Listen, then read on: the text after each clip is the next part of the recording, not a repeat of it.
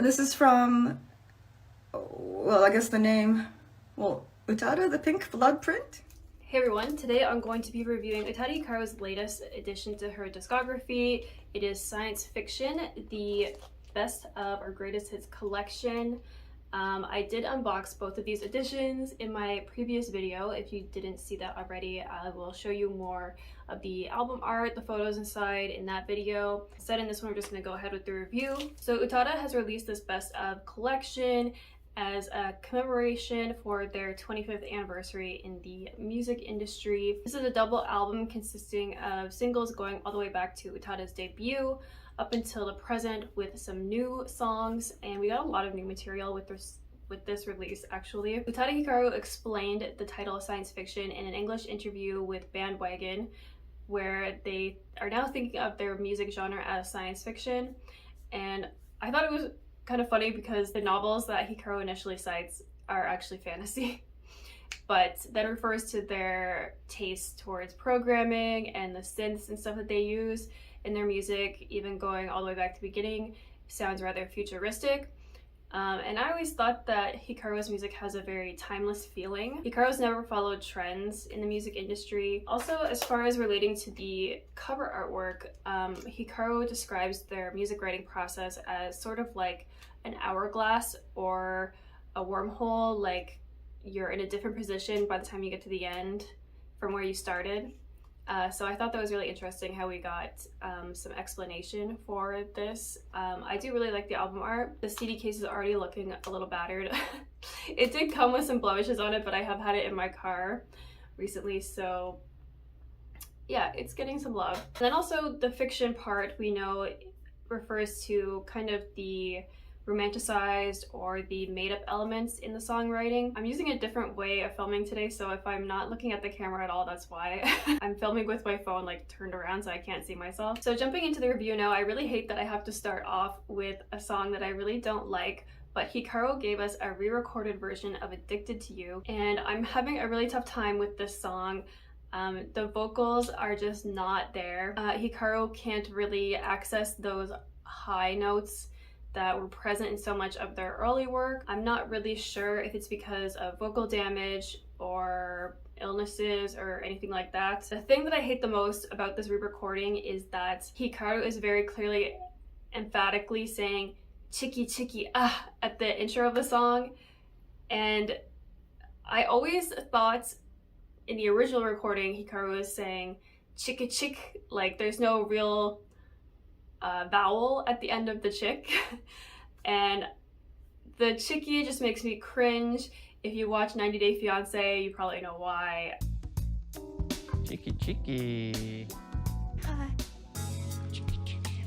But also just it sounds on its own kind of corny, and of course I'm biased towards the original. The bass sounds pretty boosted in this, like it does in a lot of the new mixes. I'm gonna try not to say that for every single one, but that is present in my opinion. In the new interview, Hikaru did say that they had never ever wanted to revisit old songs or do re-recordings, and they didn't say this, but in my mind it made me think it was likely the record label who brought this idea to them, maybe pushed it a little as sort of a selling point for the album, that it would be like new content and maybe something to grab the attention of older fans. But then Hikaru ended up liking how the re-recordings turned out. I don't really. Not a big fan of this one. The mix itself sounds totally fine, it's just the vocals that really bother me. Then we will move on to First Love, the next song, which we did not get a new mix for. They included the 2022 mix from a few years ago. I actually really enjoyed this mix. I don't think I talked about it before when this remaster came out originally. I know I am one for not really being into First Love, the song.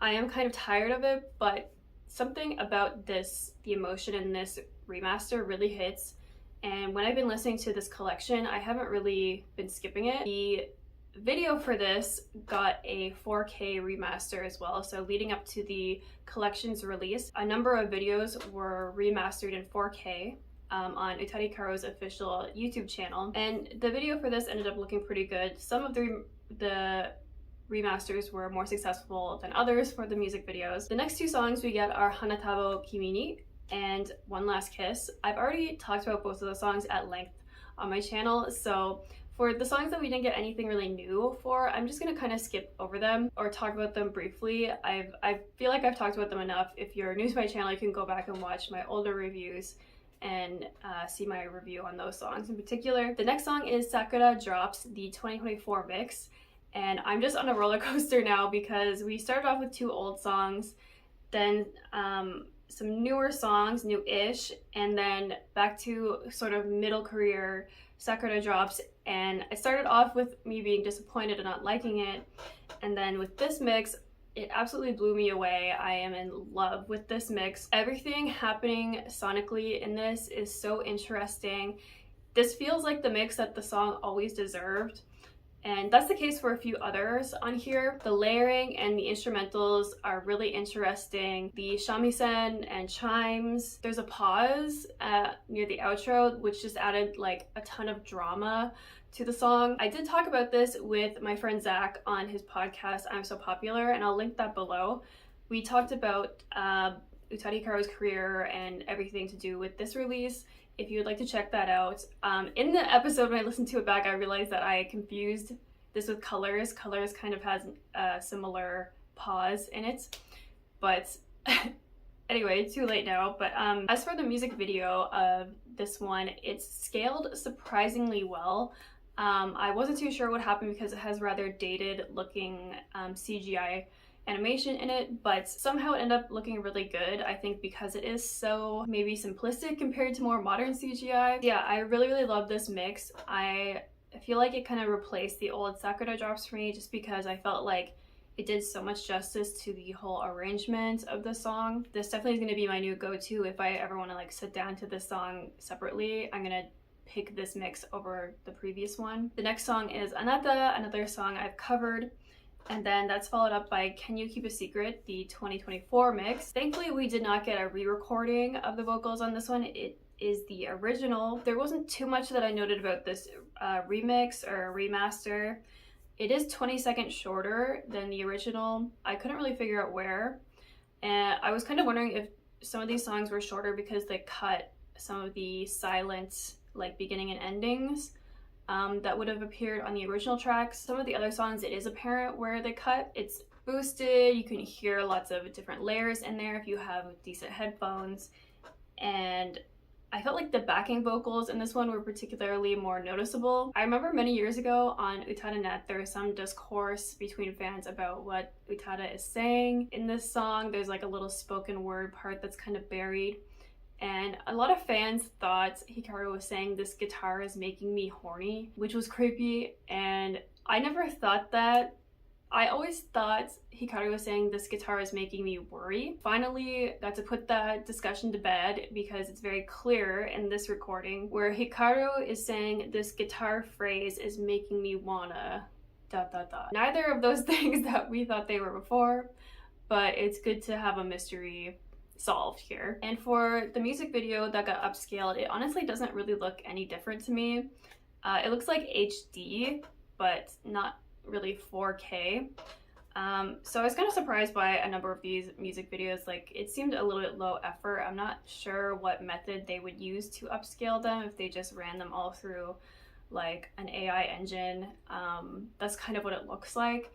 It would have been nice if there was like a more effort put into them, but beggars can't be choosers, I guess. The next song is Michi, so we will skip ahead. I still love Michi, but the next song after this is Prisoner of Love, the 2024 mix. I was kind of surprised this got a new remaster because it's not a super old song. And actually, I don't really like this mix as much as the original. The string arrangement of the song is really what makes it and carries the song, and it's actually more buried in this 2024 mix than it was in the original. The strings are more prominent in the original mix, which I do like better. The music video, again, not an old, really old video, but it doesn't really look much different in the 4K remaster. I did notice the close-up shots in a lot of the remastered videos look nice and crisp, but the wider shots don't look really any different, so that seems to be what the engine they were using could excel at, was just the close-up shots. The next song is Hikari, and the re-recorded vocals of this make me angry. especially the choruses. The chorus is extremely high on this song, and Hikaru is straining and striving for those notes, but just simply cannot hit them, and ends up sounding very raspy and aged. And a lot of these things about these songs, especially Addicted to You, I didn't mention this when I was talking about the song, but one of the main charms I've now realized of Addicted to You is that it's so youthful and exuberant, and it's kind of lost that charm with the re-recordings. Going back to Hikari, the second verse actually doesn't sound that bad because the range is lower. But yeah, I find this actually painful to listen to, which is a shame because I do really like the new instrumentals. It sounds almost like an underwater outer space mix. It really fits into the science fiction theme. I really wish we had gotten this mix with the original vocal recording with maybe something added to it, like an effect. I feel like that would have served the song a lot better. The music video that's been upscaled looks kind of just HD. It doesn't look very good because the whole video is just a wide like waist up shot. So yeah, and interestingly, Utada performed this song on Japanese TV, and I've only seen a low quality version of the recording, but it seems like Hikaru vocally performed it a lot better live than on the actual album recording, which I am so curious about if that's actually the case. Again, I haven't heard the high quality version, but Hikaru seems to get in these vocal pockets where it's really, really hard for them to get out, where like something in their voice is stuck and they can't like access the head voice or falsetto or high register easily, where they're like hitting their vocal cords too hard and it ends up kind of like streaky, nasally. Yeah, I know Hikaru's given other hit or miss performances before also, so I wonder if that's just the case where it's like you can't hear yourself. Anyway, I'm just speculating, but yeah, really frustrated with this track. Next up we have Flavor of Life, the ballad version, with a new 2024 mix and master. This version sounds really nice. Again, I think we just got an updated version in 2022 or so, but we didn't really need a new one. I do enjoy this mix a lot. It feels really balanced in the earphones, and I don't know if the bongo was in it originally and you just can't hear as well, but there's like a pronounced bongo in this mix and I really like it. Goodbye Happiness, a new 2024 mix again, is next. And again, I don't think it needed a new master, but I still like the new one. The voice does sound a little bit different. It's not a re-recorded one, but the first verse especially sounds like it has an effect added to it that wasn't really on the first one. The bass in the song does tend to get a little obnoxious. It's very prevalent and driving in the original as well, but in this one, I think it just got a little bit too boosted. Okay, so that's it for disc 1. Starting at disc 2, we have Traveling with a vocal re-recording, and I like this one pretty well. I have this sort of same impression I do with Addicted to You, where it's missing that youthful exuberance. Utada's mature voice has a more raspy sound to it, which happens to almost all singers just from use. I believe Utada added this part in the intro where she says, "Ima nani shiteru?"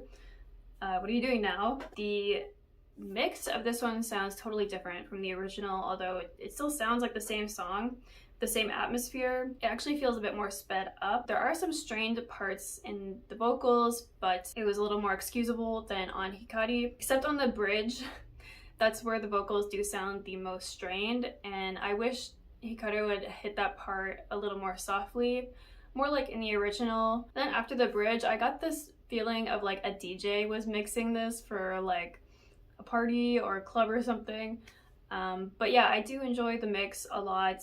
It's just not perfect vocally, but maybe it's the best one of the 3 that we got in my opinion. This is another one where I was surprised that the music video scaling looks really good, so I appreciate that one. And this is a really fun music video by Kazuaki Kiriya, Utada Hikaru's ex-husband. Some other fans pointed out that his name had been cut from the new music video remasters, so we've been speculating on why that could be. Maybe Hikaru doesn't want to acknowledge him anymore because she's realized, you know, that their relationship was kind of weird. Hikaru was very young when they got married, I think still a teenager, like 19 years old, 18 or 19, and Kazuaki is much older, and then in recent years, Kazuaki tweeted that a part of him was still in love with Utada Hikaru and always would be, and then deleted the tweet. So maybe Hikaru just doesn't want to like entice him to tweet about them anymore, or maybe like legally, contractually, Hikaru doesn't have to credit him anymore. I'm not sure. So following that is the Beautiful World 2024 mix, and I really love the intro to this. It fits perfectly into the theme of science fiction. It has this sparkly, warbling, like kira kira sense, and it makes me picture like satellites circling around the earth. And it was already remastered in 2021, if you guys remember when we got that EP with the Evangelion movie. So again, it didn't really need a new mix and master, but this one is really nice regardless. And this one is 30 seconds shorter than the original, and I'm pretty sure they cut quite a bit out of the outro of the song to make it that much shorter. That being said, I don't really miss it when I'm listening to that mix, but at the same time, I never found the original too long. The next song is Automatic, a 2024 remix and master. And I'm so happy this one did not get a new vocal recording. That would have been just as equally painful as the other ones. I'm sorry, I swear to God, Utada Hikaru is my most favorite artist of all time, but I just have to be honest. The bass in this one is a little bit too loud, too boosted again. I think I still prefer the original mix in this one. This one is another one that's over 30 seconds shorter, and I couldn't figure out where they had cut it. Again, the music video upscale doesn't really look different except for the close-up shots. Next song is Kimi ni Muchu. I still absolutely love this song, and I've talked about it at length. So following that is our first new track that we're running up to. So this one is Naniro Demonai Hana, which means a flower of no color. And I didn't get a chance to review this one individually when it first dropped, so I will do it now. So this one is a theme song for a drama, and I'm still not 100% sure what the title actually means. I'm thinking a flower of no color means like an unknown potential or like indescribable thing. This one is not my favorite of the new songs that we got. Again, the vocals sound a little bit strained. I wish that Hikaru had hit pre-choruses a lot more softly. They didn't need to be belting at those parts, especially the beginning when we have the piano like ballad vibe. We could have gotten a lot softer vocals, and I feel like that would have suited the song a lot more and just not sound strained. So the thing that irks me the most about this song is that it's very, very similar to the single we got before this, Gold Mata ao Himade, where we get a slow piano heartbreaking ballad that then breaks into kind of a dance track with electronic elements, co-produced by A.G. Cook for both. And I was really confused why we had followed that same format for two songs in a row. They almost feel like drafts of the same song. That being said, I do enjoy Gold a lot more than this one. I find the concept and the chorus of this song is just a little bit too basic. The concept being one that we've seen a bazillion times from Hikaru now, kind of about an ideal, like, fantastical love that doesn't really exist in reality, which is fine. But it's just that, like I've said for previous theme songs, Hikaru is writing these songs for the franchises. There's a whole story there that there could be another jumping off point for the concept of the song. I had this intrusive thought also when the song first came out, where when Hikaru sang "I'm in love with you," I would start thinking of this 30 Seconds to Mars song where Jared Leto starts singing you. In it with you.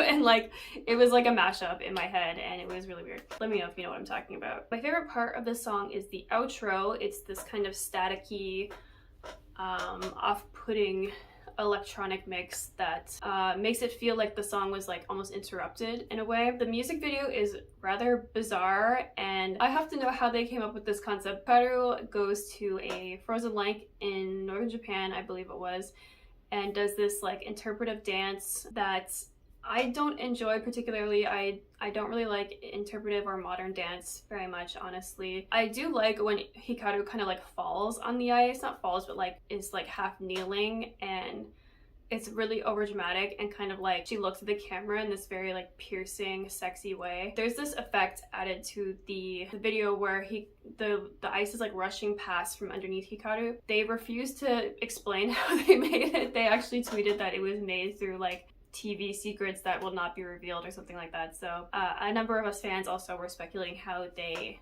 created that. So I think it's like a combination of rigs, like they dragged Hikaru across the ice on a harness and then also added in more like computer effects to the ice and edited out some stuff for during the rotational shot. Obviously crew would have been there, like camera setup. Whenever I watch it, like they look so frigid and cold. I always wonder, like, is that the meaning of the song too? Like, is the flower of no color ice?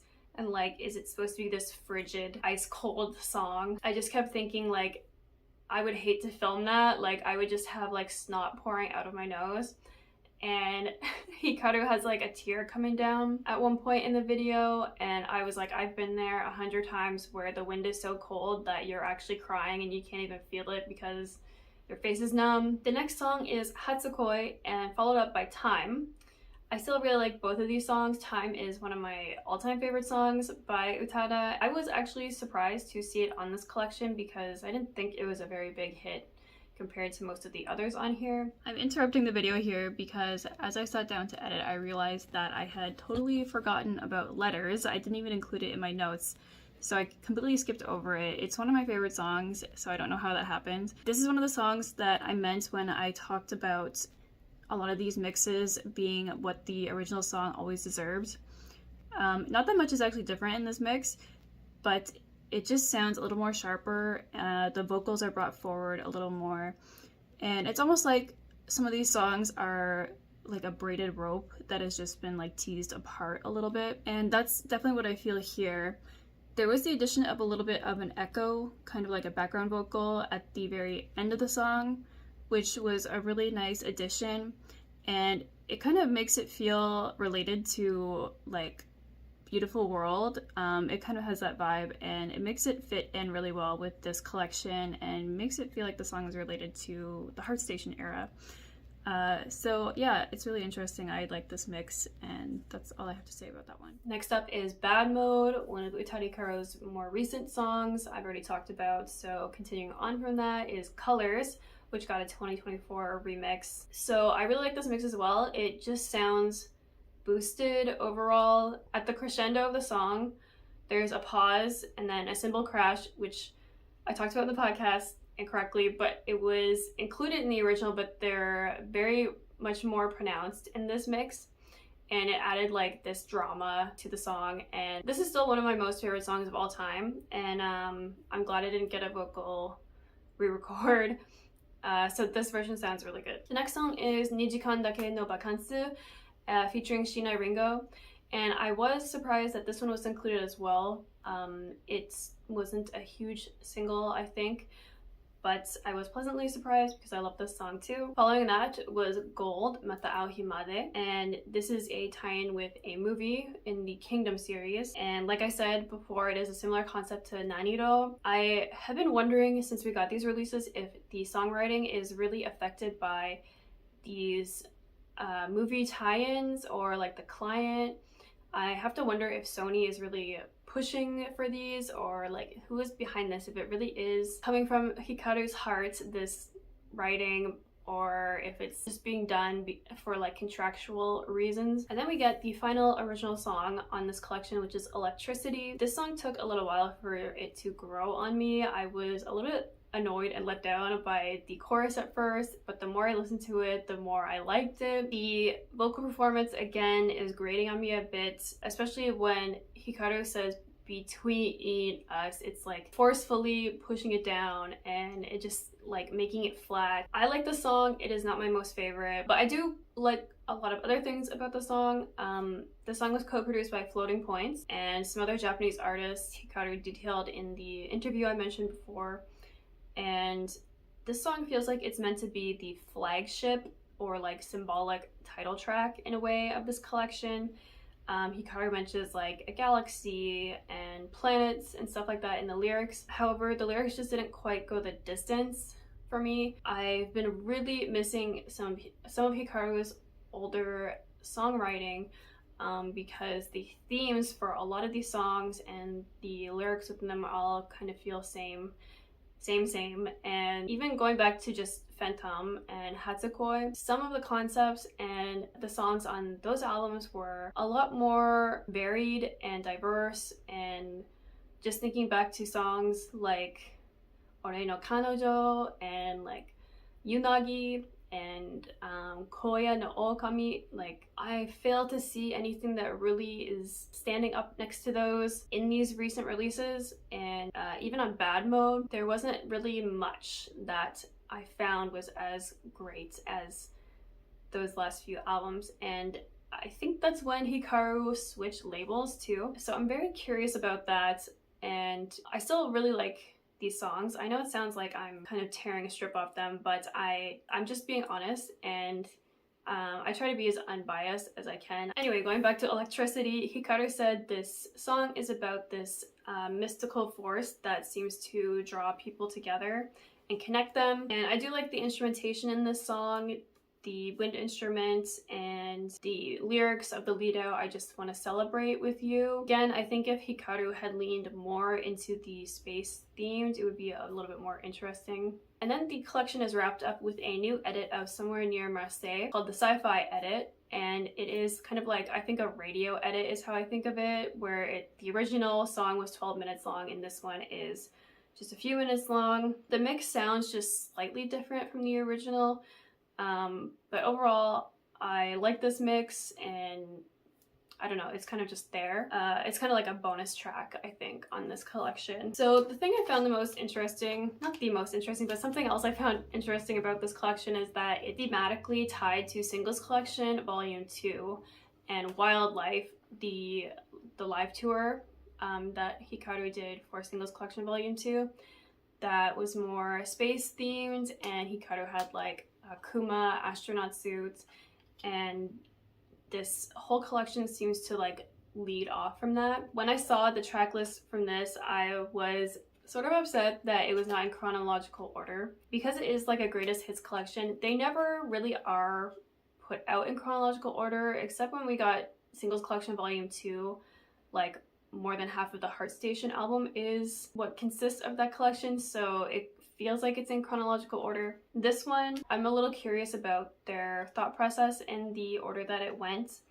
I of course made my own playlist on Spotify where I put everything in chronological order. I also made another playlist called Comparison Fiction where I put the originals and other alternate versions after these new mixes. When the music videos were coming out, we got a few that were for singles that were not included on this, which caused some confusion with fans. I think a lot of people have like one or two songs that they were hoping to be on here that didn't end up making it, and then another couple that were kind of surprising why they were put on here. It seemed like some newer songs were chosen over putting a few of the older like really big hits on here. To kind of balance out the timeline of the collection. I was really excited to see the Final Distance music video upscaled. I had never seen a high quality version of that video. I don't think it ever existed on the internet before now.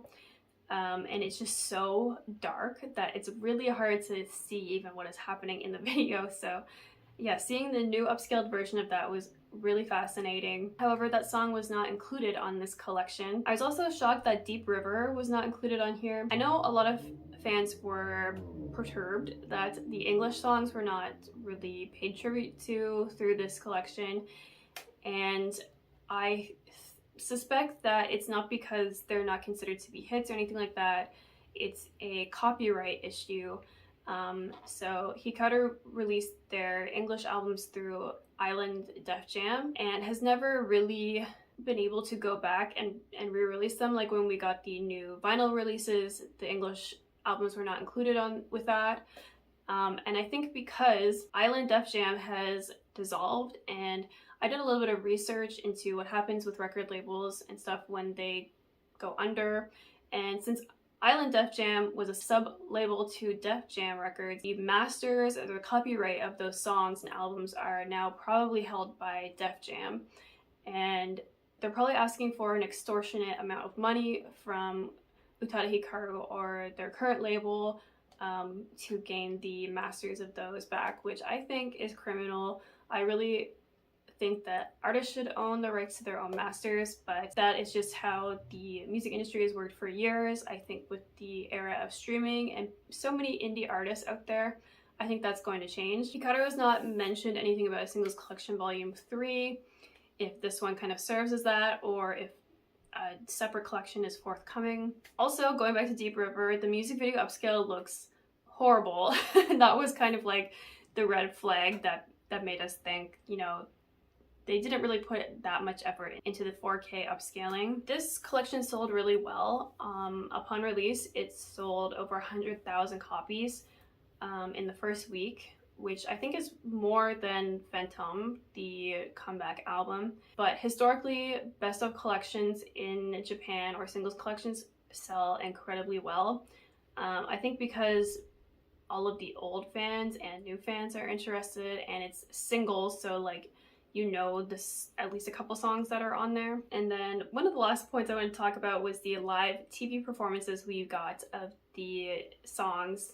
I was gonna say new songs, but we got some of the new songs and some of the older songs, like Hikari was performed live. If you guys watched the first Love documentary, the dancer from the like subplot in First Love did a dance with Utada, and they did like a little chat for their appearance. Hikaru sounded pretty good for all of the live recordings, and I felt so nostalgic seeing these like elaborate TV sets that we used to see all the time on Japanese TV, and I hadn't really seen Hikaru perform in those for a long time with the like, if you've seen it, the like long staircase with the LED lights on, and yeah, I thought those had become a thing of the past. But if you can check out these live performances, the sets were really interesting, and they put a lot more effort into that stuff than a lot of other shows have been doing recently for their music performances. The thing that irked me the most was Hikaru's outfit. Except for the performance with Sheena and Ringo, they're more like basic type of suits. But the other ones I was so horrified by. I'm convinced at this point that Hikaru is trolling us with their outfit choices for their live performances. If you remember, I wonder what song it was for, like I think it was Gold. Hikaru had like that very sexy like strappy backless outfit that they performed in, and then like we got nothing like that for any of these new performances. There's like the green bell pepper dress that I hate to death. The other ones are escaping my mind now, but I remember not liking them. Oh yeah, that white poofy thing, or like black, I don't remember. Anyway, just the silhouettes were horrendous, unflattering, and I'm always thinking like, is Hikaru just like trolling when she picks out these outfits? Like she's like, oh, this is so quirky and weird, or like she's just genuinely like such a weirdo that she is like, I love this, and like she goes to the fashion shows and like sees these things on the runway and it's like, that's gotta be mine. And yeah, I think that's everything I wanted to say with this collection.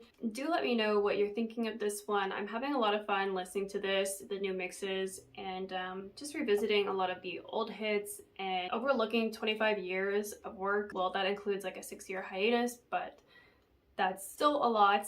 And there's a lot of new material on here. Yeah, definitely I am enjoying it. I don't think it's like a waste of time or money. If you have the extra money, I do recommend the limited edition. This one, the photo book in here, and just getting the bigger pictures definitely makes it worth it. It has this holographic cover. I am salty a vinyl edition was announced after I'd already received those ones. It costs me around $60 to ship and pay the customs fees when I order from CD Japan to Canada. I haven't placed my order for the vinyl yet. I probably will end up getting it. Big shout out to everyone who has used my affiliate links to order this album as well. It helps me out a lot. Please let me know what you thought of everything on this album. I'm really curious to know if you're liking it, or if you just kind of weren't too excited about it, or if there's anything that really stood out to you. And if you like Utada's live performance outfits, I'll try to remember to link everything I talk about in the description down below. Sometimes if I remember something, I will write it in a comment and then pin the comment. So even though I have some criticisms, especially for Utada's vocal performance lately, I'm still enjoying the new songs quite a bit. And I'm of course really looking forward to whatever Utada records in the future. And I'm looking forward to seeing all of you guys live tour, the science fiction tour. I just said that like I was gonna be there meeting you, but I am not planning on going. But if you won tickets, let me know so I can be excited for you. I'm gonna keep you guys posted on news of that. There were a couple more dates added. Utada's first concerts in Hong Kong and Taiwan, I think. Thank you guys so much for watching. Again, I'm trying to record this in a different way, so if I'm looking like over here the whole time, I apologize. I can't actually see myself, so I had to keep reminding myself to look at the camera lens, and I don't think I did it that often. So thank you so much for watching. This video is probably super long, and I will see you in the next video, and bye.